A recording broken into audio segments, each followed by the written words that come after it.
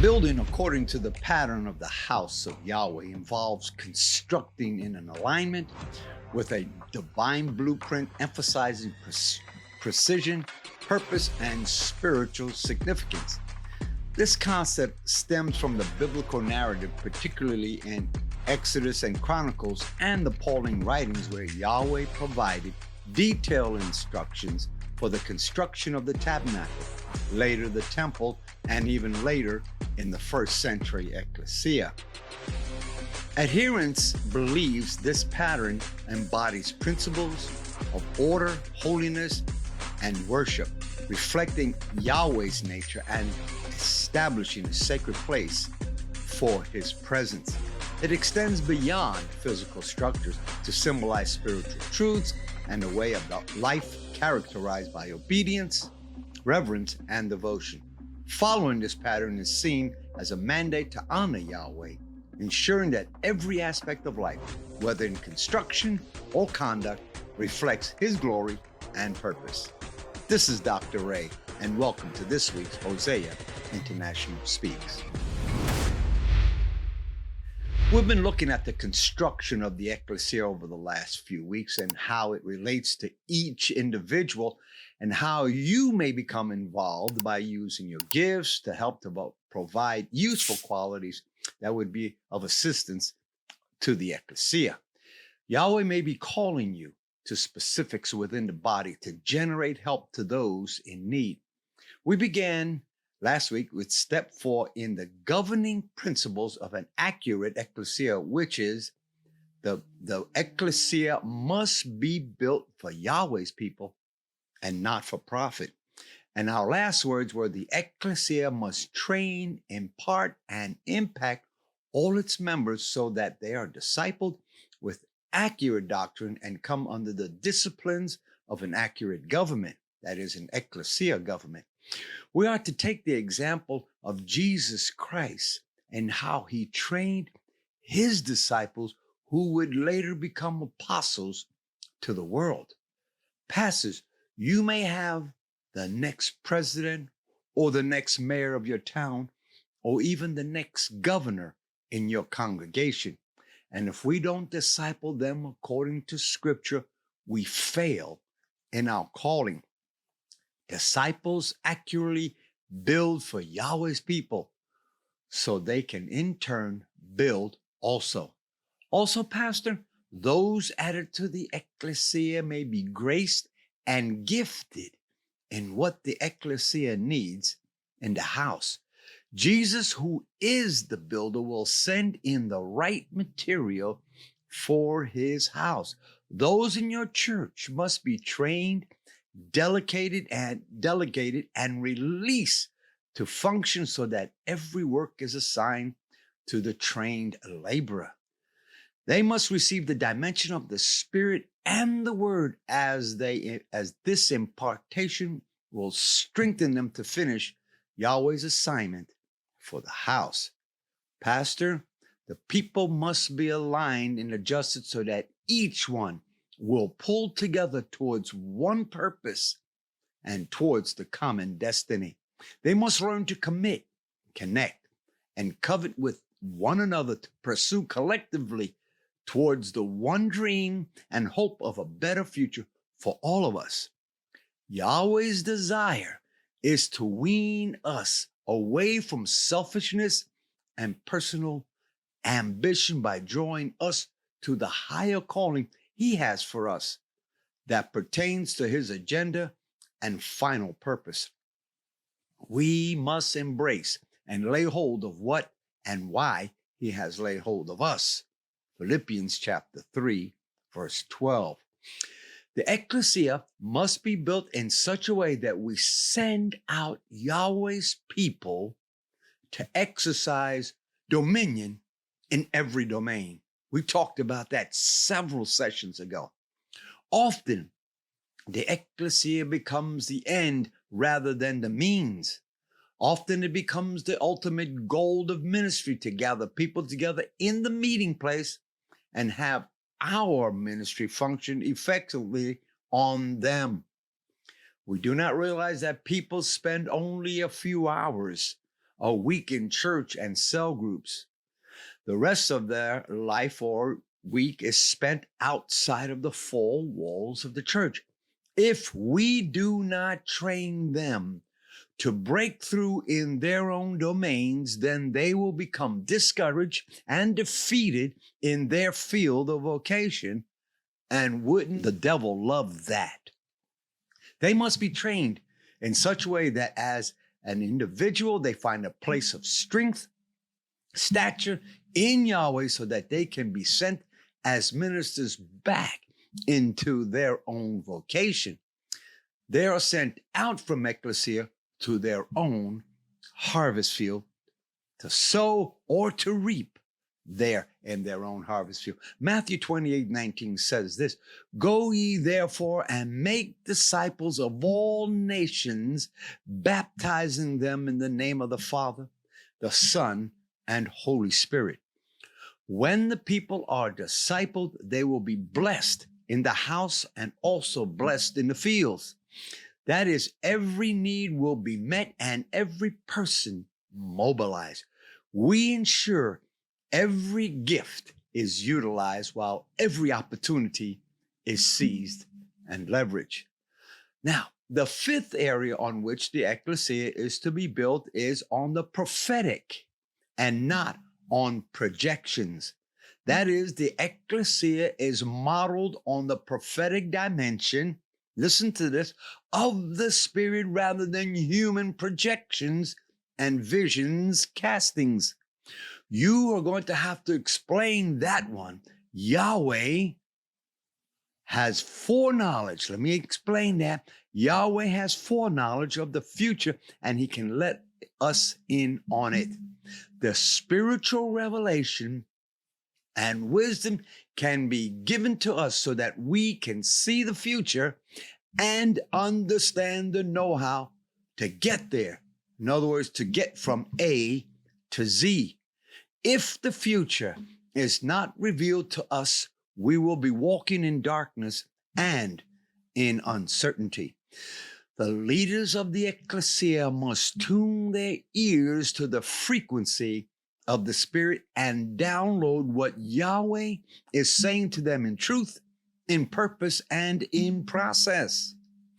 The leadership must know Yahweh's purpose and assignment for the Ekklesia he is building through them. When that is clearly understood, we can look into the strategies that will initiate the processes toward its fulfillment. The leadership must see the future clearly to encourage, inspire the people on Yahweh's way of righteousness. And the leadership who can see the future can chart an accurate course towards the future.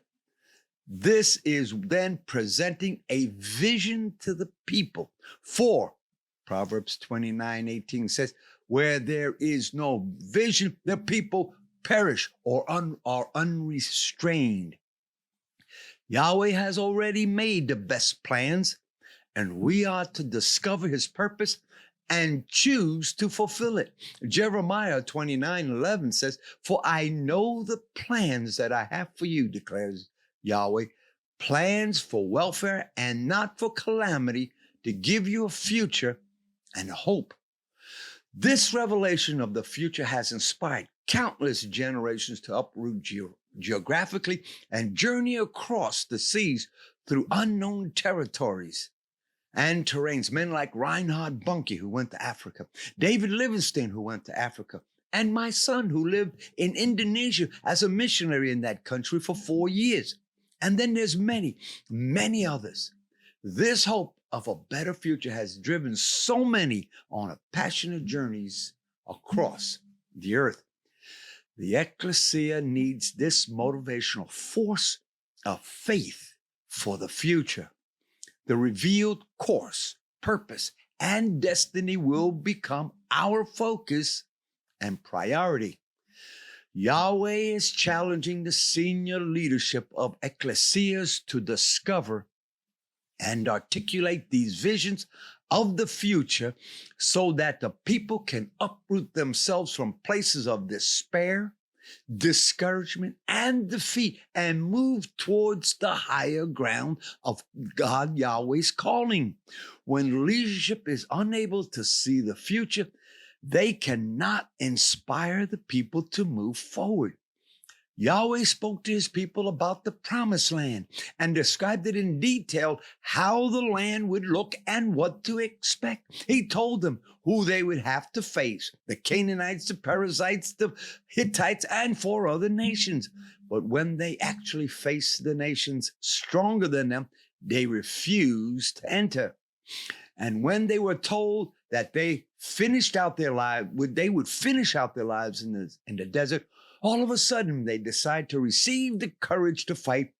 But then it was too late. Yahweh was not going to go with them.